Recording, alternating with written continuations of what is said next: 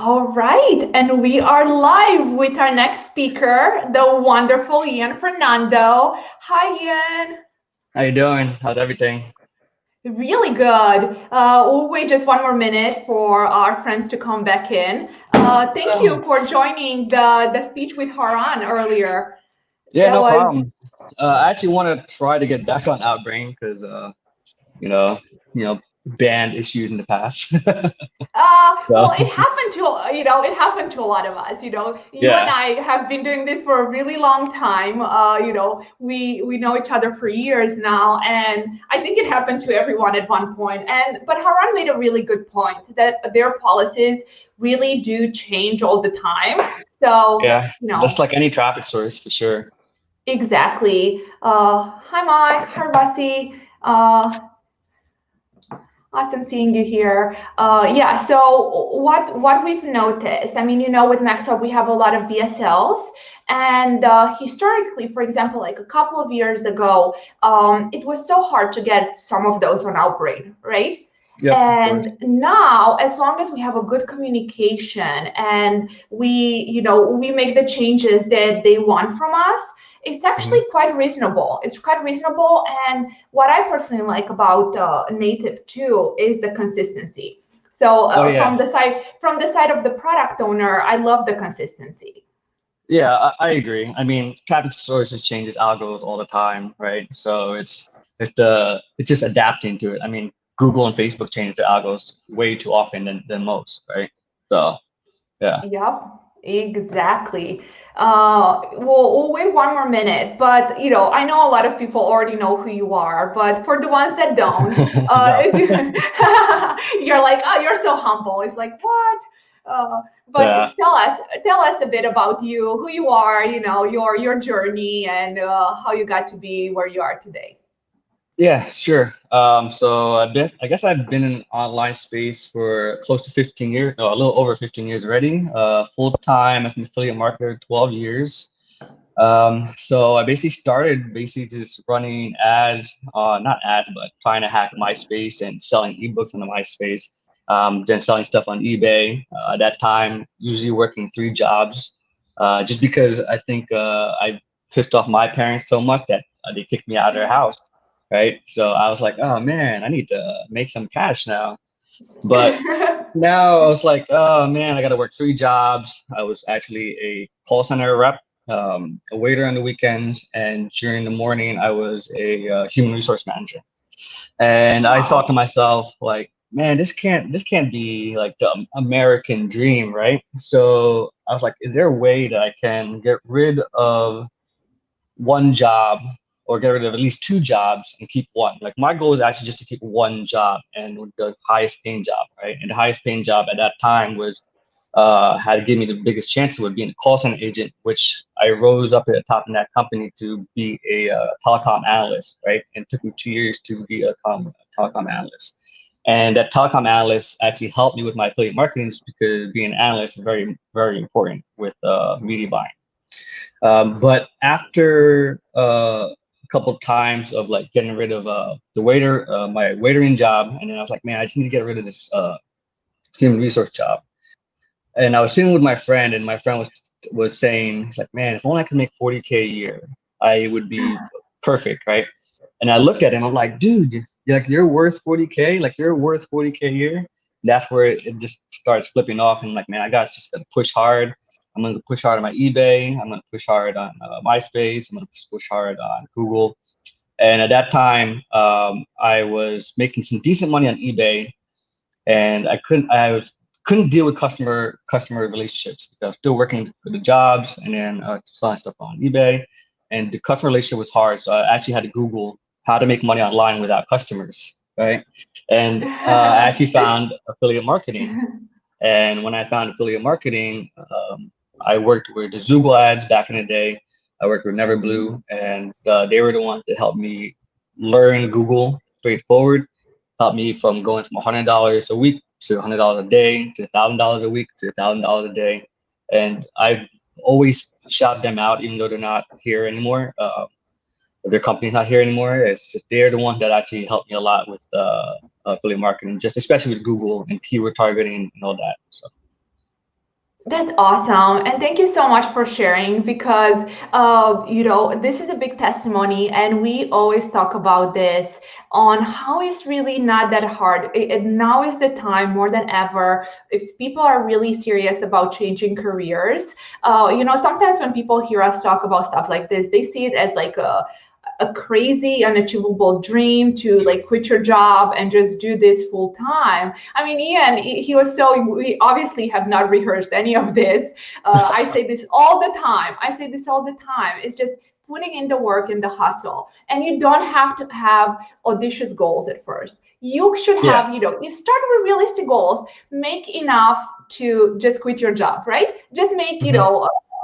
that should be your goal. And I just personally, when we're asked what we give back as a business, well, for me, when I hear stories of affiliates starting and doing really good and being able to quit their jobs, and then, they get to the 1K a day, the 10K a day, it's just, oh, that's so amazing. I'm excited. So thank you for sharing that. Everyone is loving your story. That's awesome.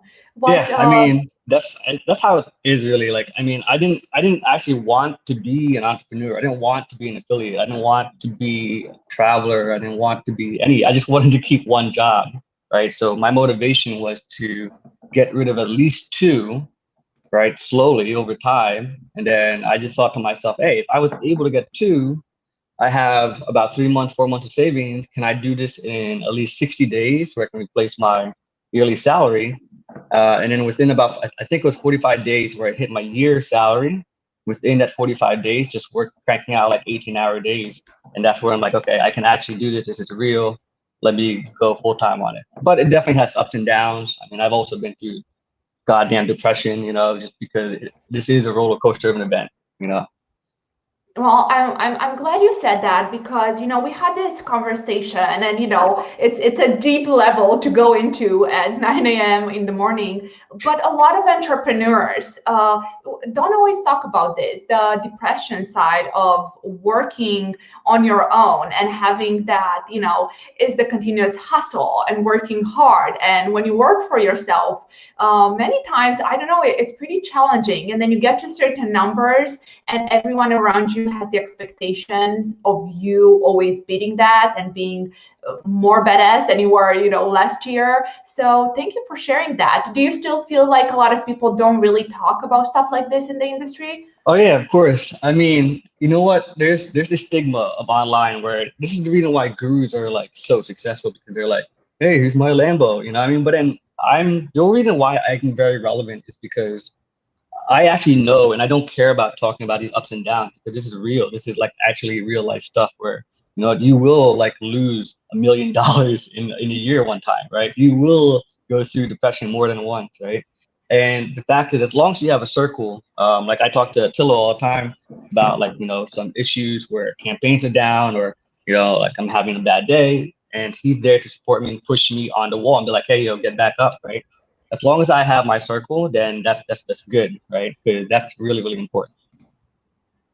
That's awesome. And a lot of affiliates are chiming in and thanking you for sharing. All respect for your motivation towards achieving your goals. So depression is a huge part of it. I completely agree with you. I always have to go back to my therapist to stay sane. It's part of it. It's hard, right? It's even if people don't want to talk about this, it's okay. At the end of the day, we're saying it's part of it. Don't get freaked out. Reach out to your community. That's why you should have a tribe. You should have people around you that you can chat with. And how Madalena says, hard workers are always to be appreciated. Thanks for sharing this, Ian. Welcome everybody. Welcome. No problem. I can't even wait to share what I got for you guys soon. I'm excited. What do you have for us? So just watching the last series with Haran, it's basically like an extension of that, right? How to optimize your pages, how to basically get the best higher, lower your CPA by just easily collecting one small thing and tagging people, right? There's a lot of affiliates that just want to send the traffic to the offer, and that's awesome. I've done that in the past. Like I'm a really direct response marketer. I want to just be like, hey, this is something for you. This is beneficial. and this is why you need it right now, and you need to take action right now, right? Those days are gone, right? Arbitraging of CPCs are definitely gone, right? Um, till now, you have to have a better way to manage that traffic, and managing that traffic is by collecting data. And by collecting data, it's the only way to leverage and lower your CPAs over time. And it is a little harder to mathematically analyze because you do not understand from a day one opt-in when that person will convert, right? You need a really good tracking platform, and there's really no platform that does it very, very well right now. And the only way I do it is by adding the unique users IDs, or at least affiliates, in the tracking link, so then I can track them later on. But that's the thing, just collecting data, from push data to hard email data to SMS to a lot of stuff. So it's the best way to actually leverage that traffic, and leveraging the traffic nowadays, especially with tier ones and tier twos, especially like Outbrain and Taboola, where they will become a tier one type traffic source now. They will be like a really good source to actually compete with Facebook and Google later on. That's awesome. Well, I'll let you get into your stuff, but people are already asking you questions. This is what you get for being so awesome. So Kamash is asking, do you have a routine each day that keeps you so successful? I do have a routine, right? I do have a routine. So I wake up. I wake up usually by 7 o'clock. I actually woke up super early today because I was actually super excited to do this, and I was like, I oh love man. So my it. routine usually is I try to go to the gym, but now COVID and the pandemic is providing this like lockdown in Puerto Rico. I do like push-ups, stretches for about 15 to 20 minutes. I have my breakfast. I work in 3 to 4 hour increments where I work for 3 to 4 hours, take a break, do errands, do something for an hour and a half, and then do another 2 to 3 hours from there. And then the last part is 1 to 2 hours at the end of the day. So that's kind of my workflow routine. You know what I mean? So most of my stuff is up packed in the front where I need to get a lot of stuff done, and then I aggregate things slowly, day by day, hour by hour. Sorry. So. I love it. I love it. Emily is saying, no way, you're on Puerto Rico too. You see, so many friends here. I love it. Yeah. Well, the other question is going in with the one Farhan got from one of our affiliates on Skype. He's saying, do you spend a lot of time in front of the computer? Affiliates usually work less than the regular 9 to 5. So, I mean, I try. It's kind of hard for me. So there are days where I have to be in front of the computer, and there are days where I just take phone calls, right, and build my relationships. So I need to. I'm not a 9 to 5 guy. Like most of my workload is really up in my first 4 hours, right? So you can say I work 4 hours a day, but I also have increments of work where I have to write my notes. I gotta do a little bit of reading. I have to um, you know. Spot check my campaigns. You know what I mean? So there are these things that I have to do throughout the day, but the bulk of my workload is usually in the morning, the first part of the day. So yeah. That's awesome. And Haran and I touch base on this, and every time I chat with people, they have this conception that in our industry we have these super easy jobs where we don't ever have to work. But many times you have to, even if you split the workload and you don't work from 9 until 5, through the day, chances are everyone works way more hours than that. The cool part is just you can shift the hours around, and you can, how you said you work 3 hours, then you could do something else. So yeah, I mean, I've traveled Asia, and I took a year off from just marketing, and then I just enjoy like a full year and a half just not looking at computers so often, right? But then there's a time now where I'm like, oh man, I'm kind of bored. I need to find a full direction what I want to do. So there's a lot of stuff that's in the works right now. So. That's fantastic. Well, I heard that you have some slides for us. Is Yeah, so that I am true? going to hit the share screen on here, I'm assuming, right? I love it. Yes. Okay. Worst case, we'll just see your room, which is beautiful, by the way. So no Okay. worries.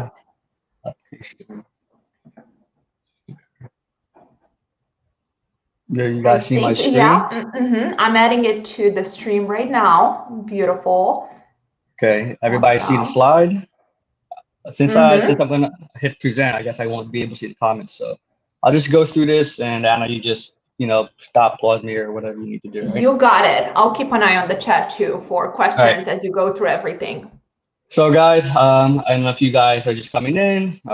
Anna definitely introduced me earlier. So my name is Ian Fernando, and you can find me all over the internet under the handle eInternet. Basically, when I first started online, eInternet came to mind because the internet was just so brand new, and I was like, you know what? The internet was just spelled wrong, so I called myself eInternet because I want to take over the internet, right? If you guys get that handle. So. Now, today we're going to talk about, okay, so today lead gen to offer traffic strategy. And the goal for this is basically revamping your landing pages. And everybody wants to do a jump page, like a single jump page to the offer, which is great. You're basically filtering traffic. And from the last presentation, Ron basically said you want to filter the traffic, right? And the reason why you want to do that is because creating an asset is super important nowadays.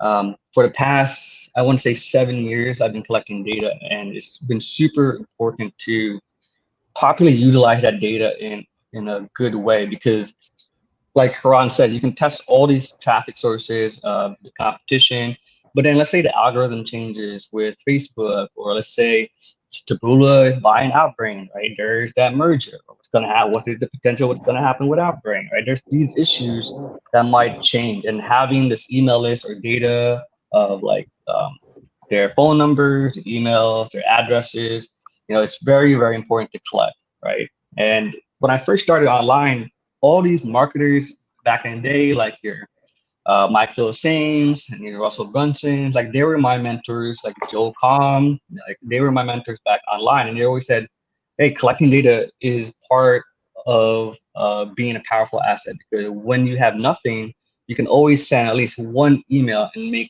a couple $1,000 off that, depending how big the list is. And they do say the power's in the list. And being an affiliate marketer, we do get greedy. I've been greedy, right? I've bought all these fancy stuff that you see these gurus doing, right? And I realized later on that, okay, what am I going to show for, right? I have nothing because, yes, I have the skill set to run traffic to any type of offer, right? Run traffic to, or run offers to any type of traffic source either, and still kind of be profitable or be profitable if I put enough time into it. But what happened when the traffic source is gone? So this is the reason why having an email list or an asset is important. Okay. Basically talked about that. And I want to talk to you about one thing here, right? So there was an issue back in the where I had my list, and this can result in the potential of close to 3 M's on my list. I've collected seven years of data. I had roughly about close to 2.7 million records, right? Wow. And at that time, we were making so much money with our own internal offer, right? That I didn't want. This is how I thought. This is how, as an affiliate marketer, direct response marketer, thought. If I made $10,000 a day, right, by buying ads, uh, revenue, right, and being profitable at $10,000 a day, right, is it worth it for me to make $10,000 a month and manage my email?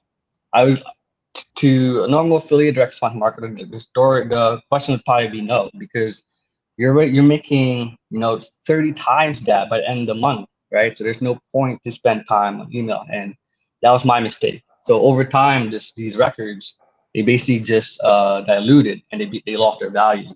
And when I tried to revamp this list, it just basically became garbage. And Anna, like Yeah. once data is not used, it Oh dilutes yeah. in value. You know what I mean? People Yeah. change their emails all the time. You have to clean the list. You lost a relationship. They don't know who you are. So this is the reason why, since that company that I've had in the past is now gone, and now I have all these records. If I send an email, I've only probably made a couple $1,000, but I could have made a potential $10,000 consistently over 120 a year, over X amount of years while I had that company, and till now where I'm at now, that could have made at least a three million today, right? So that was the loss of potential, right? And over time, this is why like a lot of email cemetery, they value their leads at $2, $3, and then DOIs opt-ins, they value their leads almost close to $30, right? Because they know there's money that lit in those leads. And that's the reason why when we as affiliate run sweeps and we send them email data, this is what they're doing, right? They're collecting as much data as they can and see where they can put these people on a specific path to make money, right? Yep. So now, my question to everybody is, what would you do with 3 million records? Right? This is a question that people don't know what to do. Even advertisers, even me as an advertiser, I didn't know what to do, right? I gave that question of like, is it better to not make a constant $10,000 a month, right? When I was already making 10K a day, right? Eventually, that 10K a day turned into almost 100K a day in mutual spend with where I had to double pay American Express twice a day, right? And then my records just became trash because we started selling the data after about 7 days. Because since we're not doing anything with it, we decide, hey, what else can we do with this? Can we give it to an email service provider where they can clean and monetize it, or do we just sell it? And at that point, since I was a big media buyer and my business partner was a big media buyer, we just wanted to concentrate on ads and crank ads and just do that, just because I know I'm good at. Because email marketing, it's definitely a skill. So go ahead and leave it in the comments. Anna, you watching the comments? Be like, yo, what are you Yeah, gonna do I with 3 am. million records? Yeah, no, one of the questions is actually how are you best managing and segmenting the data? So let's say you do have a lot of records, how do you manage it? Yeah, so segmenting the data is definitely difficult, right? I segment data based on opens and clicks, right? And then later on, I do it by surveys, right? Depending on how everybody interacts. So this way, if people open it but they don't click, that means there's a problem with interaction and engagement. If people do not even click, open the email, then I put them in a different sub bucket where maybe I have to trigger their interest some other way, right? So Yeah. that's how I basically segment it. That's the only technically way to really segment email. You can definitely segment it by conversions. I know Market Hero is the only one that can probably segment data on conversions. Mm-hmm. But you can also do it with any click tracking platform. You just have to run analytics properly. Like especially like in any tracking, you just make sure you add in the email data in your link, and you can filter people by email, and then you can see, hey, this person converted X amount of time over X amount of emails, right? So Love it. so why do affiliates not collect the, oh, sorry, go ahead. The questions are coming in. You wanted this. Now, get ready. Goran is asking, do you do some warm up with email sequences or just send them offers? Yeah, so I'll definitely talk about that later. So that will be that's definitely part two of the strategy. The first part is obviously getting into the landing page part, which is kind of important. And then there's a specific data point that I want to mention out. So let's go slowly. Hopefully I'm not going, if I'm going too slow, Anna, again, just let me know. And then we can just go to meat and bones and stuff. So I love it. And I'll just kindly interrupt you if I see any questions. And then you, like with Goran, we will come back to this later. Christopher is asking, is running sweeps on Facebook still a profitable one? Is there another traffic source also that has high conversion rate? I guess this is for sweeps and Facebook. yeah. Sweeps on Facebook, I don't know. I don't run sweeps on Facebook just because CPCs and engagement and then managing Facebook accounts is a big issue. And I'm trying to leave that space because it is managing Facebook accounts is just a pain, right? And I hate it. Like, all right, doing that for so many years, I don't want to do that anymore. I want to have like 2, 3, or 4, and then be comfortable, right? This is why I'm trying to do more white hat, more strategic things. Um, so why do affiliates do not collect data? Like I mentioned, the guys before, it's basically an extra skill set. You have to understand heavy copy, right? Like, yes, we know how to make ad copy, but we need to start learning how to actually do sales copy within emails, conversion copy in emails, engagement copy in emails. Then we have to start learning about inboxing, how Yahoo changes with Gmail, and all that other stuff, right? And then the relationships with affiliate managers, how some affiliate managers, they don't want email traffic or they might want email traffic, right? There's a lot of stuff that happens, like, and this is the reason why I didn't want to do email in the past, is because um, even though we hired somebody to just write emails, we didn't really concentrate on the inboxing. We didn't really concentrate, oh, let's segment Gmail only, let's segment only Yahoo, let's only segment Microsoft, right? So it's just a huge other business. And at that time in my career, I didn't want to do that. I wanted to concentrate on media buying, analytics. How can I better lower my CPCs and lower CPAs, right? Now, there's a lot Awesome. of data we can collect. There is email, which is the most important, I think, and then we use ESPs, which are email service providers like an AWeber or a GetResponse. And then you have phone numbers where you can send SMS to them. SMS is kind of a sketchy error right now, I believe. It's just because you cannot send more than 3 texts a day within a 4-hour gap, I believe. And then there's addresses with direct mail. And then the second most popular one, which I also do like to do, is push notifications. Obviously, email is the best, but push notification would be second best. Then for me would be phone numbers. Then the last one would be direct mail. Direct mail does get expensive over time and even more strategic, but then you have to look at mile radius from people. You don't know the true demographic of the specific mile radius. So you have to think about that, right? Yep, I'm going to interrupt you for a question here because I have a feeling we're going to get a lot. So as much as we can to answer to some of our friends. So Jerry is asking, as a newbie, what kind of CRM or email autoresponder do you recommend? Okay, so as a beginner, the best one to probably use is probably MailChimp, right? Because it's free and super easy to use. The next one to use, I think, is a little bit more advanced, is Sendinblue. Sendinblue is far better, I believe, just because they have actually segmenting and segregations in their platform where I don't think you can do that with MailChimp currently, right? And then there is Market Hero, where you can actually track conversion based on emails, right? I think they're the most advanced one in the game. I do know one of the inboxes there. He used to be one of my mentors back in the day.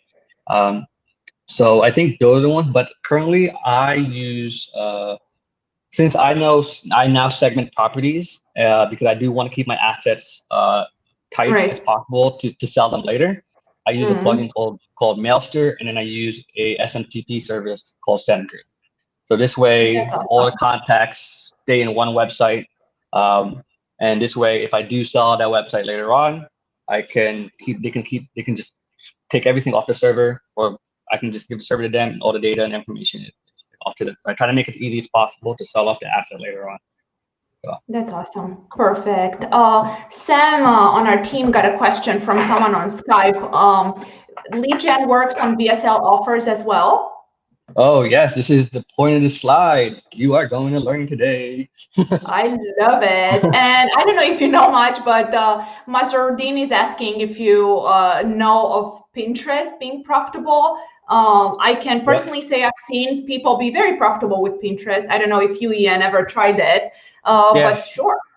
Yeah, so I actually just recently started Pinterest ads, and it's a pretty interesting platform. So we started a huge conversation in my ad vendors community, and so for me, it's super easy to use, but very engaging with very little conversions. But I think it's the offer that I have, right? So I want to try something that's more DIY and all that stuff, right? So it's still in testing mode for me. I haven't been profitable on it or highly profitable on it, so it's still a good test for me to do later on. Awesome. Yeah. Beautiful. I'll let you go back to the slides. I'll just interrupt you when we have more questions. This is awesome. No problem. So here's a typical lead gen to offer strategy. Again, like I stated in the past, most affiliates, we're lazy affiliates. I know I was a lazy affiliate. This is what we do. We just want to send the traffic directly to the offer, right? If possible. I know affiliates that basically can send traffic to an offer and it works. Sometimes even sending straight to a smart link. I do to this day. I send smart link offers to traffic and they convert because it's easy. There's no work to be done. But again, if you want to lower your CPAs for higher end offers, like let's say high ticket offers, offers that are paying $100 CPA, $50 CPA, or if your average order value for your average, if you're in advertising or average order value is 150, you should be collecting lead gen or emails. And the funnel is obviously simple. It goes from a landing page to an email opt-in. The confirmation page is obviously in the middle. This is an important part of the strategy. Is you want to tag these users, right? And then it goes to the affiliate offer after the fact. Then 4, 5, and 6 is obviously your email series. And that's basically the most simplest way to do it. In the past, a lot of people are selling this strategy and for like $1,000. And I'm like, dude, that's so BS. This is the most easiest thing to really implement today, right? But it's stuff that a strategy that nobody thinks of because it is another skill to kind of learn. So here is a sample opt-in. This Oh, will nice. be this was a ClickFunnels opt-in page that I've used in the past. So there is just the landing page, obviously here. There's a video. Actually, let me just actually have it up here. I love it. Oh, that looks nice. Thank you for sharing that. Nice. Yeah. So what I do is I take a screenshot of the VSL. So this is specifically for a VSL. I've done this multiple times. Anna seen Yep. stuff or the earnings on my back end for the offers. Mm-hmm. So we do VSL with screenshots here, or Okay. I do a GIF here of something like some VSLs are like 30 minutes long, right? So I do like something from like 15 minutes or somewhere in the middle of the VSL where I take a quick 30-second screenshot and I put it in here. So they're like, oh, there's something happening for sure. I actually put the author because on the VSL, there's an author on there. And then I'll just say something like exclusive video for serious people that want to lose weight, right? And then they enter in the name, email, and phone number. Those are kind of two informations I collect. And then I'll put in here, the things I put here are kind of important because you want to explain what's going on the next page, especially for a VSL. The VSL, you want to say, this video is 45 minutes long. Please, in order to consume the information properly, make sure you have 45 minutes. Or you want to talk about what the issues are, because there's always a story behind it, or you want to put in the social proofs on below it, because some VSLs they'll have on the page their own reviews, so you want to put that there too, right? And you want to mimic this page specifically, strictly this is that's a page I'm working on, guys, not for you. So, but This is awesome. I there's love that you're sharing like specific stuff with us. This is fantastic. so this is yeah, no problem. So this is fat dementia, which is on MaxWeb. Mm-hmm. So this is basically the simple VSL, right? And you can take anything on these pages, right, and use them. Like you can even copy part of this. Or here's a very simple strategy to do. Some of these VSL they put on YouTube, and they do so much volume that they don't care when people actually click on this and go to YouTube, right? And this is how you kind of skip the VSL. But the targeting for these type of VSLs are for people that probably don't understand how to do this, right? Mm-hmm. So this is how where I can skip in between, take this stuff and turn into like a slide or PDF and put it on here, right? So that's kind of the way to really do it. That's awesome. And this question actually goes in beautifully here. What tool did you use to create the opt-in page? It looks really great. Yeah, so this is ClickFunnels. I use Awesome. ClickFunnels, I use OptimizePress, and I also use Subscribe Funnels, which is another drag and drop editor. I use ClickFunnels specifically just to test the traffic, and then I take it off ClickFunnels when I do high volume. And the reason I do that is because ClickFunnels is just very slow. They double encrypt their Mm-hmm. pages, so nobody can actually copy their landing pages, right? So it Mm-hmm. actually loads within like 5 seconds, which is not good for high volume. I basically take this, I give it to my designer or developer. They rip it on their own, and then we put it on a Vultr, which loads the landing pages in less than a second, within like 300 milliseconds. And that's kind of the goal, what you want to do. Use these builders to test, And then when you Awesome. scale out, put them on a real server, you know. Oh, So that's a good that's point. That's a really good right. point. And Goran is asking regarding the email funnel, what worked better for you, desktop or mobile? It doesn't matter, right? So for VSLs, it's more so desktop, right? But there's let me get in the slide because that's a number I want to Love get it. into, right? Hmm. Go back to it. Love it. This is Let's awesome. see. I'm so glad we shared it. What goes on a lander? We just talked about it. Mimic the offer, social proof, and you just want to mimic the page as much as possible to the offer. So next one is tagging, which is the important part. Now, what I wanted to answer, somebody asked like the conversion rates, is it desktop, mobile, right? This is where it becomes important. It doesn't matter technically, right? What I've noticed from a lander to offer, from opt-in to offer, there is a click-through rate or opt-in rate, Hmm. right? I'll consider opt-in rate in this sequence in comparison to CTR, landing page CTR, the same because they are technically relevant. Um, there is a drop in landing page CTR, right? So it is, for me, it was roughly a 3, the lowest of 3% to high of 7% drop of opt-in CTR to offer, right? And that's because one, I believe people do not want to give up their information that easily. And two, sometimes you are just curious and want to see the price, and you don't want this type of users, right? So this is where tagging is very important. Tagging the users with Google Tag Manager, pixelating them with Facebook Pixels, and this will tell you, hey, these guys are coming from desktop, mobile. My opt-ins rate through mobile is X amount. My opt-in rate through desktop is X amount.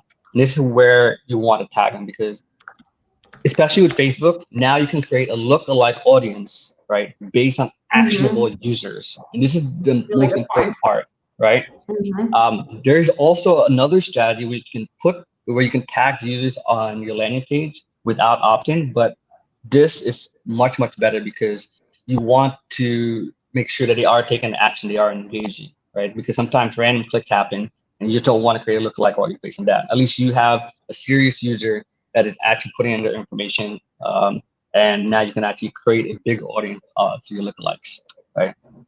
So, and we just talked about this by retargeting campaigns later on, especially if they did opt in. You can show them the VSL straight to the offer at this time because you are retargeting them and be like, hey, we've noticed you haven't watched this video through your retargeting campaign. Or if you're collecting the push data, you can send them push information later on, like, hey, you were stuck at 15 minutes, right? Please continue watching the video.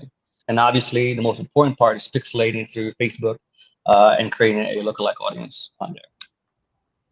And obviously, you go to the offer page, right? And that's it, right? The offer conversions happening on MaxWeb side or on affiliate network side. You can see that happening, right? The only problem is you cannot tag users. You can definitely talk to the advertisers. Some advertisers will allow you to put their pixels, but it becomes so overcrowded with pixels that there will be pixel issues, and this is the reason why advertisers do not do it, right? So if you can, there is a way to fire postback to a Facebook pixel page, right? But it does also conflict with Tag Manager. There's no perfect way, in my opinion. Anna, you correct me if I'm wrong. There's no way to actually properly throw a pixel Tag Manager analytics on the Yep. conversion side of the offer. Absolutely. Okay, Absolutely. it's just very difficult, and this is why tagging in the middle of it is very important. So now you have all the email data. Now, what kind of email do you send, right? Obviously, there is the welcome email, like thank you for opting in. Here's the link to the video, right? Boom, that's it. Um, Now, the next step is to get started on a journey, which is more of like an information reminder, Hmm. because you want to warm up the user. You don't want to force the user. You don't want to shove emails and conversions down their throat, right? You want to be like, hey, this is the strategy, blah, blah, blah. And this is what was mentioned in the VSL. Uh, Here is a link to it. Let me break it down and have bullet points or something of that nature. What I tend to do in this step, especially if there's a text VSL, is I get somebody on Fiverr. I get the person on Fiverr to take the text VSL and turn it into a PDF, and they get a downloaded product, right? Now, this is actually a very smart strategy because at the end of the day, especially on MaxWeb and ClickBank, you can actually send them directly to the checkout page, right, from the PDF. So when you convert the VSL onto a PDF format, especially if it's text, you can actually tell them, hey, here's the information that we talked about in this PDF, in our prior email, what we talked about in the video. If you are interested, here's the checkout process, and you can have them check out that way with your affiliate link attached to it as well, right? So that's the next step, just more of an information style, right? But not really mentioning the product. And obviously, the third is for them to take action. Hey, hopefully you enjoyed the video. Here are the bullet points, a recap of what we just talked about. Hopefully you learned something new. If you're interested in it, we're here to help. Here's the last minute video, and then here's the checkout process, right? And then obviously after that, there is more of the information phase, and you want to give them more information than anything, especially through email. This does become cumbersome, and I agree. I've hated this in the beginning, right? But there's so many resources out there, such as like Fiverr and Upwork, where you can get 10 emails done for less than probably $100, right? And decent emails, right? So, and I just said, You know what? and I just said after 10 days, after 10 days of autorespond, you gotta send them information. And I found for me personally, after 10 days, it's like where they're kind of tired of hearing the product. So what's next, right? So now from here, you kind of want to start segmenting it by clicks or filtering it by clicks and opens. And this way you can see who people are interaction, who are interested, and who are not. And if they're not, what you want to do is promote other offers. And other offers, obviously, in the same vertical, which can be a horizontal vertical, or you can go in the same niche at a vertical way. So something in, like, for example, horizontal niche is more of like, let's say health is a horizontal. You can have weight loss, skincare, hair care, eating the right diet. So that's a horizontal, right? If you want to go vertical going from like health is like skincare. Yeah. Right. Well, it wouldn't be that. It would be like so let's say for example it's it's skincare, right? If you go vertical, right? So now it's like the daily moisturizers, or more of like okay, now I need to whiten my teeth to be more prone to my new skin, or like acne, something like that, which is not very, very similar, right? So, but then once you start segmenting users, which you want to survey them later on, is the fact that is to start segmenting them properly based on survey. And you just send them a random survey like, hey, we noticed that you were not interested in the products we're pushing in the past 7 days from our sponsors. We're trying to make sure you are being beneficial. So what kind of information are you looking for? And just say put like the evergreen niche: dating, financial, healthcare, insurance, lead gen, gaming, whatever, right? And then you just take that information, you just filter them out into their actual segmented list, right? And then we actually talked about this earlier, which is basically types of emails to push out for affiliate offers, and they can be the advertisers' templates. A lot of advertisers, especially in ClickBank, they have their own templates to send out, which you can definitely use. But the problem with that is that you don't know if these users are also being promoted by the advertiser, because the advertiser might have that opt-in from them way before you did, but they might have seen this email before, right? So you should probably edit it, right? The easiest way to do it is just use like Word AI to like spin the email and do it that way, right? I mean, it's not that too complicated, right? But you also want to have a decent copy. The other one is actual factual emails, which is probably just more of the information side.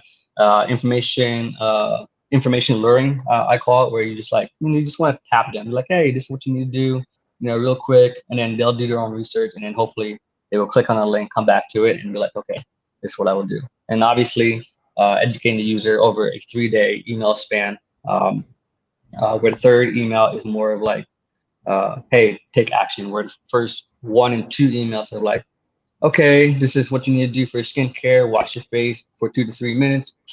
Next day is to moisturize in the morning and at night. And then here are my full routine, how to do within for the next 7 days. And that would be your call to action email. Right. That's awesome. And I'm so glad you mentioned the skin offers, because we have a lot of them, and you are so right on the sequence. That is so important. Do you mind if I ask you a few questions? I don't want to miss any here. Carlos is asking, do you collect leads for any niche? For example, you create a landing page for Nutra product, collect leads, and then send the swipes to do the sale? Yeah, so you should collect emails for any CPA that's higher than like $20, I think. Anything below that, like dating, there's really no point. I mean, there is a point to collect dating leads, yes. But do you have a future funnel later on is what you really need to think about, right?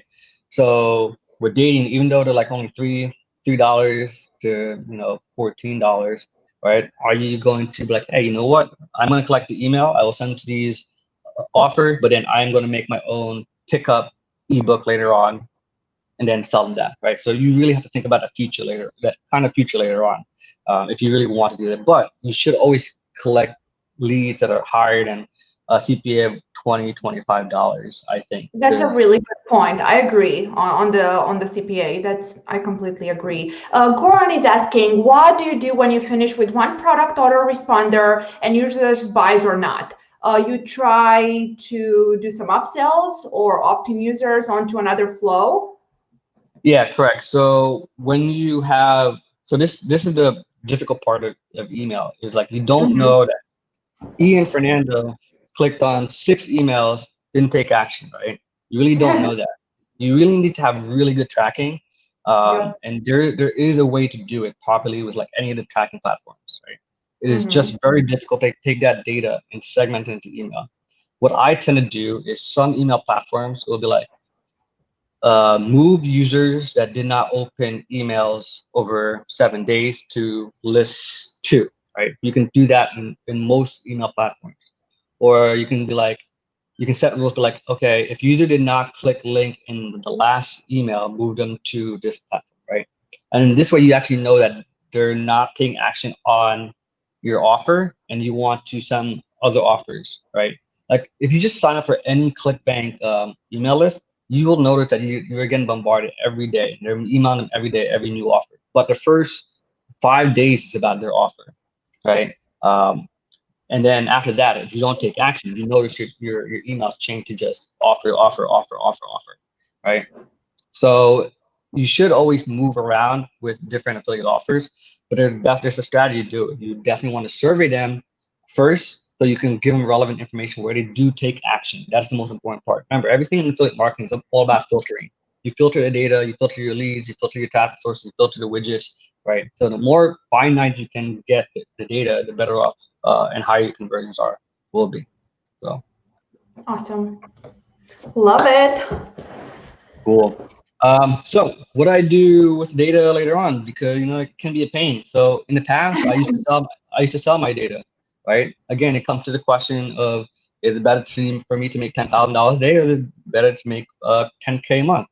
At that point in my career, I was like, you know what? I don't want to make 10K a month. I'd rather concentrate my ads. But we started selling in data, and you can sell the data in real time. You'll use a system like a Pinktree or a LeadRanch or something like that, where people actually bid. Like when I was doing insurance leads or car rental leads, people were bidding from $7 to $40, right, in real time. But after an hour, after a day, after 1 week, the lead will become shit, and they'll only spend probably 25 cents because that data is not relevant anymore. And that's the thing with leads. You want to make sure your emails and information data is relevant. After that, when they're not relevant, you move into the second part of your email autoresponder. Just crank out more leads, crank out more emails to them, right? So the other part of the data, now that you have the data, what can you do with the data if you don't want to sell it, but you want to still monetize off it? Sure, there's something called in industry that I call list jerking. It's the one of the things I really, really hate, which happens in the MLM space and make money online space, is basically everybody jerks each other off for their lists. They don't want to buy traffic. They'd rather swap lists and make money off each other, but it's such a horrible way to do it. But if you're an affiliate, you're brand new, you can actually go to these pools and be like, hey, I get fresh leads every day. You know what I mean? It will to just send out 500 emails or guarantee X amount of clicks, it'll be $1,000. And there's a lot of mini networks out there. This is in the ClickBank space, popular in the ClickBank space, popular in the Warrior Forum space, it's popular in the JVZoo space. Those are the kind of marketers that I don't consider real marketers, right? They're just swappers, right? So that's one thing that you can definitely do, right? There's a huge, email industry that will buy your data as well, or share and rev share your data as well, and that's something you want to also look into. That's awesome. Adam is asking, can you chat about running lead gen for e-com offers?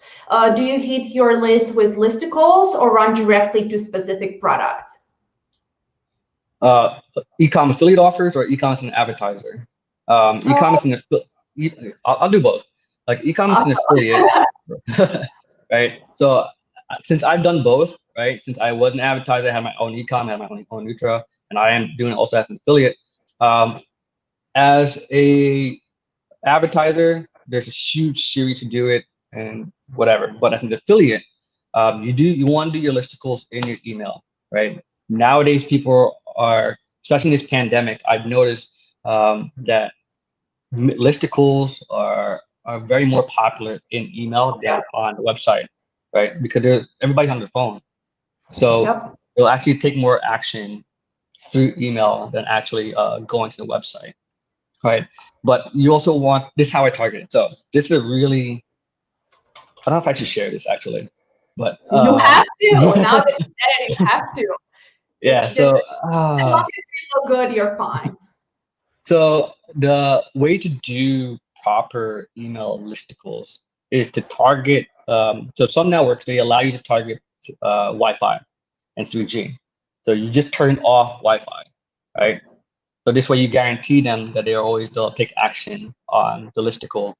You don't guarantee, there's nothing always a guarantee, but there's more action on a non-Wi-Fi, right? If you do Wi-Fi, then there's more action that they might take it and go to the computer. That's what I've found, right?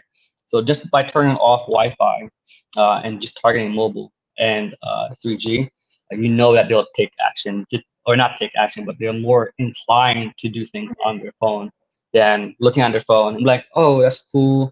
I clicked listicle. Oh, it went to such and such domain.